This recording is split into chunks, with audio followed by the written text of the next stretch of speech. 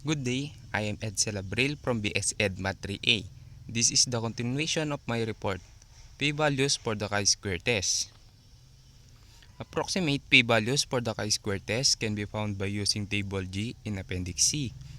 The procedure is somewhat more complicated than the previous procedure for finding p-values for the C and T test, since the chi-square distribution is not exactly symmetric and chi-square values cannot be negative. As we did for the t-test, we will determine an interval for p-value based on the table. Find the p-value when the chi-square is equal to 19.274, sample size is equal to 8, and the test is right-tailed.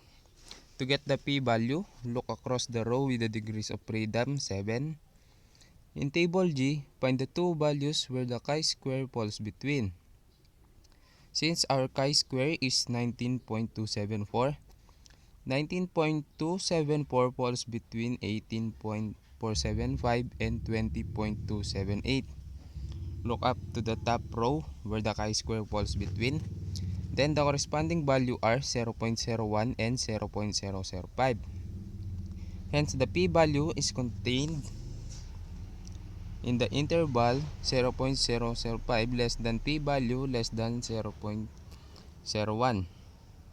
Using the software calculator to get the specific value of p-value, p-value is equal to 0.007371 or 0.007. Find the p-value when chi-square is equal to 3.823 and sample size of 13 and the test is left-tailed. Since we know how to get the p-value, same procedure for getting the corresponding value in previous example. But in this case, the test is left-tailed. To get the p-value, our given sample size is 13. And to get the degrees of freedom, we need to subtract 1 from 8. So 13 minus 1 is equal to 12.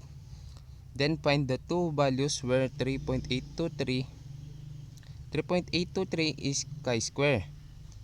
By looking at the table using the degree of freedom, which is 12, 3.823 falls between 3.571 and 4.404. Then look up the top row to find the corresponding value. The corresponding value of 3.571 and 4.404 are 0.99 and 0.975. Since the test is left-tailed, we need to subtract 1 to each value to get the interval that p-value falls between. 1 minus 0.99 is equal to 0.01 and 1 minus 0.975 is equal to 0.025. Hence, the p-value falls in the interval 0.01 less than the p-value 0.0025. To get the p-value, I'll use software calculator to get the specific value for our p-value. So our p-value is 0.014.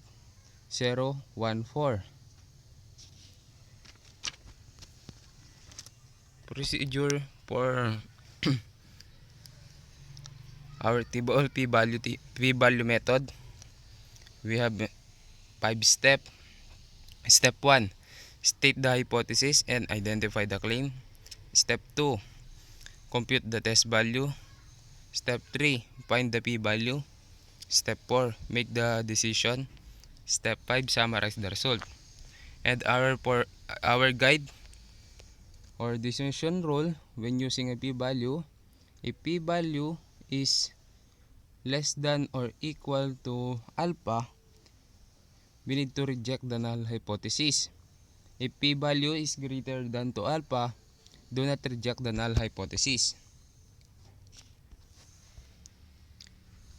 Car inspection times. A researcher knows from the past study that the standard deviation of time it takes to inspect a car is 16.8 minutes. A sample of 24 cars is selected and inspected. The standard deviation is 12.5 minutes. At alpha is equal to 0.05, can it be concluded that the standard deviation has changed? Use p-value method. So all we know, p-value method have 5 steps. Since the given did not give us a direction, did not tell if it is a less than or greater than, so for this problem, we can conduct a two-tailed test.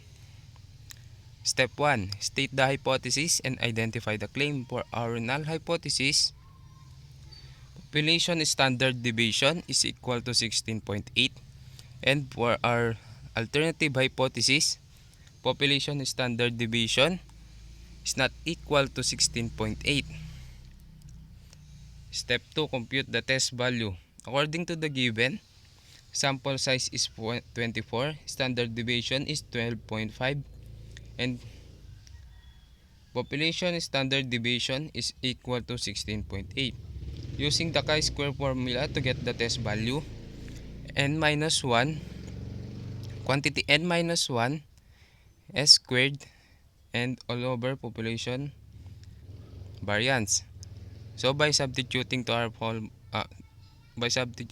value to our formula, 24 minus 1, quantity 12.5 squared all over 16.80 squared is equal to 12.733. 12.733 is our test value.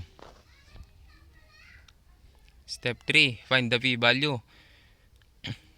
Using table G with the degree of freedom of 23, the value 12.733 falls between 11.689 and 13.01. And by looking at the top row, the corresponding value are 0.975 and 0.95.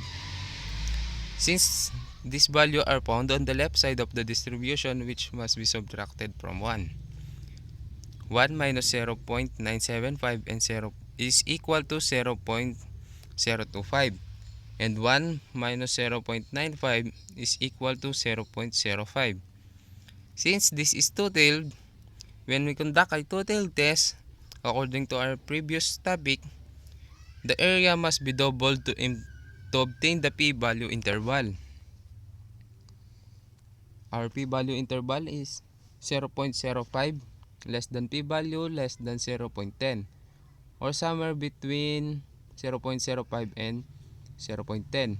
Using software calculator to get the p-value or to get the specific value for our p-value, the p-value is equal to 0.085.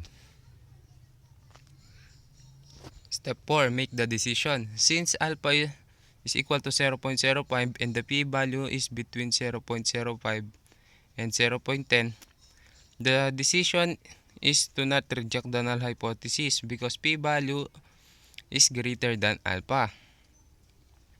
Step 5. Summarize the result. There is not enough evidence to support the claim that the standard deviation has changed. That's all. Thank you.